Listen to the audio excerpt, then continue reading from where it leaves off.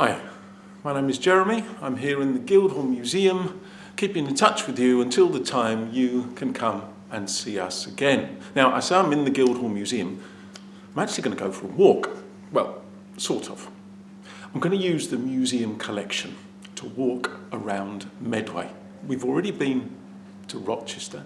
We've already been to Strood. In this video, we're going to go to Chatham.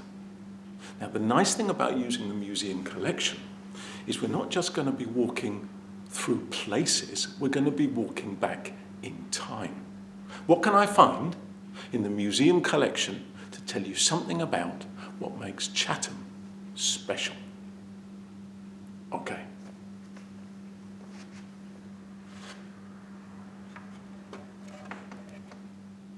A hat. Except it's not a real hat, as you can see. It's a hat carved out of wood and painted gold. You might not have seen a hat quite like this before. It belongs to an important person, to a bishop. And it's got a special name.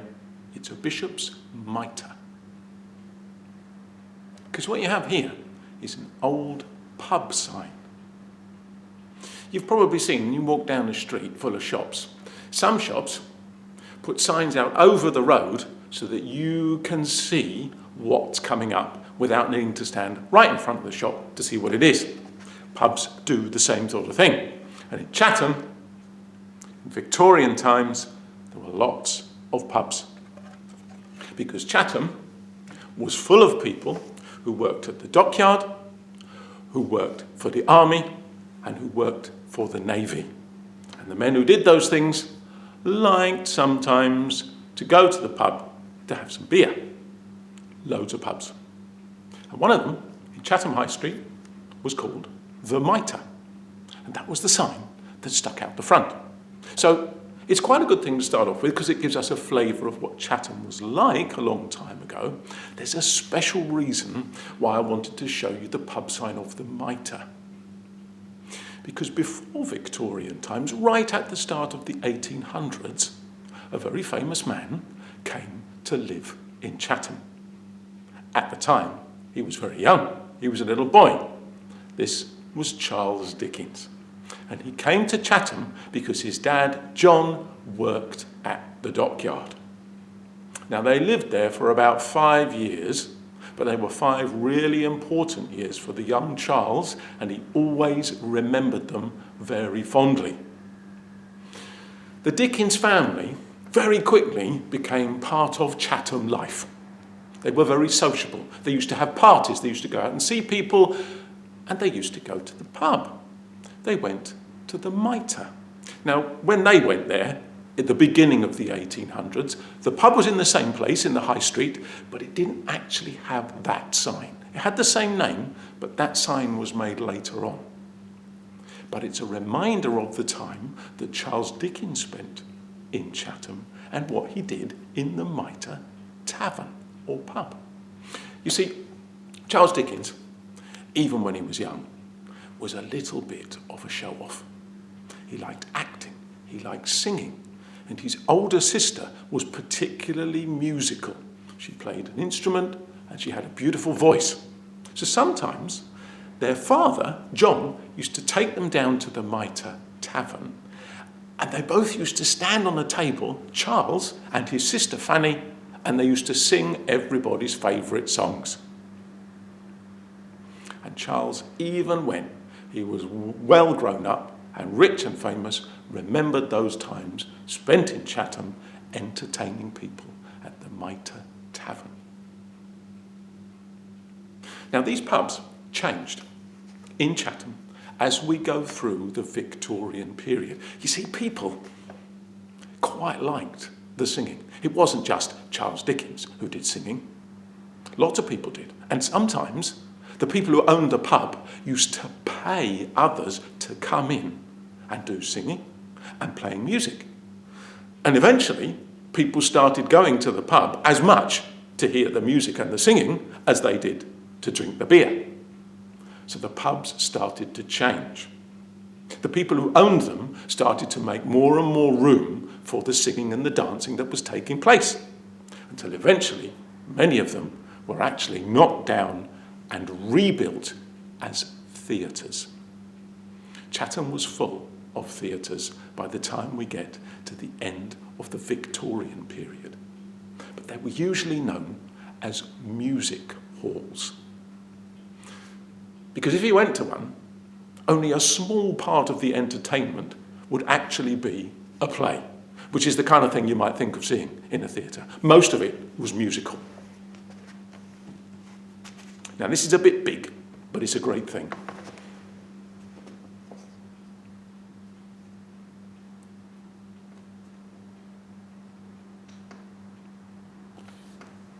This is a poster for the Gaiety Music Hall, which was in Chatham High Street. It's right at the start of the 20th century.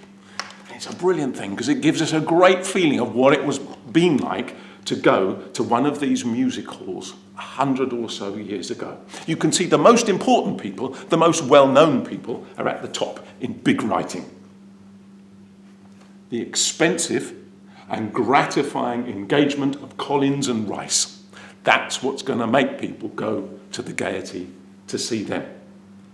Most of the people you see here are telling jokes. They're trying to be funny. But there is also music. So we have a vocalist here singing. We've got people who tell jokes and are vocalists. I particularly like the one at the bottom, Cyrus Dare, because it tells us he is the refined comedian. And he's a man, get this, he causes roars of genuine laughter from all parts of the house without the aid of funny makeup. What a thing. The reason why I like this poster particularly, and why I want to show it to you now, is because it gives us a glimpse of the future. Look in the middle. The Edisonograph. The last 6 nights of this exhibition. This is the beginning of cinema, of films. You see, in 1903, the moving picture had only been invented for about 10 years, but quickly it is spreading throughout the world. It's come to England and it's being shown in music halls like this one in Chatham. But it's only part of the evening. So most of the time you'd be watching the music, you'd be listening to the jokes, and then everything stops in the middle. They would let down a great big sheet and show a film. Now the film would be black and white. It wouldn't have any sound at all. And it would usually be scenes of normal life, not stories, but it would show people getting up to things around the country, interesting places.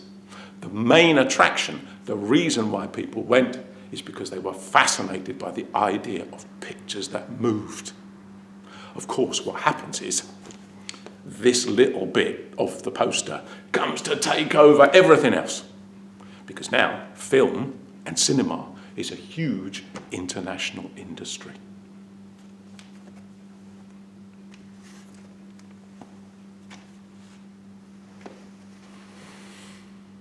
Shops, the other thing I want to mention. So much of our part of the world is made up of towns. We've got lots of shops. Now, I've got something from a shop that children would have been interested in, but we need to do a bit of detective work to find out what it is, because it's broken and some bits are missing.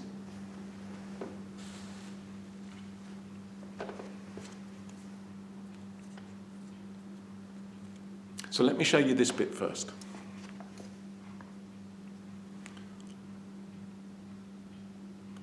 There's a person on there who's called the Kaiser. And underneath, it says that this toy, is called the Billy Buster Bomb. What's that all about? Well, this person, the Kaiser, was the leader of Germany during World War I. So this is Britain's enemy. This is the country that Britain is fighting. And to make fun of the leader, the British used to call him Billy, because his real name was Wilhelm, or William in English, Billy for short. So this is Billy, and as you can see, he's being busted in the picture by a bomb. This is the label for the toy, which seems to be broken. Now, one of the nice things about my job is I don't just do talking, I do some listening as well. So I discovered that on the back here, very, very faintly, it's stamped with the name of the shop, which is W. Payne and Company. I did some listening, and I listened to people who lived in Chatham for a very long time, and they remember W. Payne and Company. Now, they won't remember this because this is 100 years old, but they remember the shop, and they told me one of the things that W. Payne sold was fireworks. I think what you got here is a toy that was sold to children that used fireworks. So what you could do is you would light your firework and flick it with this to bust Billy. I expect you had a little picture of him. You flung the firework at him and it exploded and knocked the picture over. What a thing. Now, I've got to stop there. I didn't get my bonus in, but I had so much fun talking about these Chatham objects. I'll see you soon.